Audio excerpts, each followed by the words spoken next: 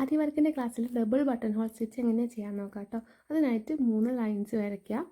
ആ ലൈൻസ് വരച്ചതിൻ്റെ നടുവിലത്തെ ലൈനിൽ നിന്നാണ് സ്റ്റിച്ച് തുടങ്ങുന്നത്. നടുവിൽ നിന്ന് ഒരു ചെയിൻ സ്റ്റിച്ച് മുകളിലേക്ക് എടുക്കാം. എന്നിട്ട് ഒന്നാമത്തെ ലൈനിൽ മുകളിലേക്ക് ഒരു ചെയിൻ കൊടുക്കാം. എന്നപ്പോൾ അവിടെ ലോക്കായത് കണ്ടില്ലേ? ആ ലോക്കിൻ്റെ താഴെ തന്നെ ഒരു ലോക്ക് കൂടെ കൊടുക്കണം.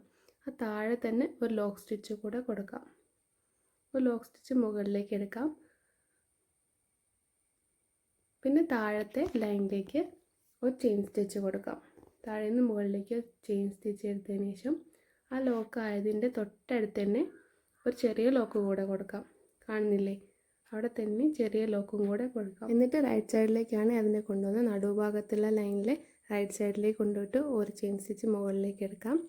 എന്നിട്ട് മുകളിലത്തെ ലൈനിലെ ഫസ്റ്റ് ലൈനിൽ നിന്ന് താഴേക്ക് ഒരു ചെയിൻ സ്റ്റിച്ച് എടുക്കാം. പിന്നെ താഴേക്ക് വലിച്ചെടുക്കാം കേട്ടോ. താഴത്തെ കയ്യിലുള്ളത് ലൂസാക്കി പിടിച്ചിട്ട് വലിക്കുക. അപ്പോൾ അവിടെ ഒരു ലോക്ക് ഉണ്ടാകും. ആ ലോക്കിൻ്റെ നേരെ താഴെ ചെറിയൊരു ലോക്ക് സ്റ്റിച്ച് കൂടെ കൊടുത്തിട്ട് താഴത്തെ മൂന്നാമത്തെ ലൈനിൽ നിന്ന് ഒരു ചെയിൻ സ്റ്റിച്ച് മുകളിലേക്ക് എടുക്കാം. ബാക്ക് സൈഡിലേക്ക് വലിക്കാം.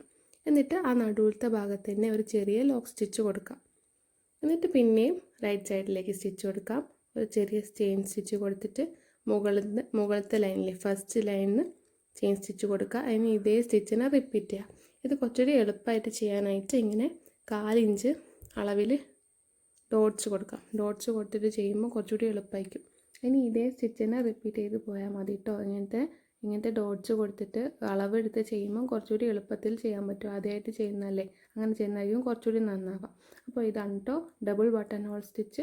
ഇതിന് മുന്നത്തെ വീഡിയോസൊക്കെ കാണാനായിട്ട് പ്ലേലിസ്റ്റ് ഞാൻ കൊടുത്തിട്ടുണ്ട്, ഡിസ്ക്രിപ്ഷനിൽ നോക്കാം. അപ്പം അടുത്ത വീഡിയോയിൽ കാണാം.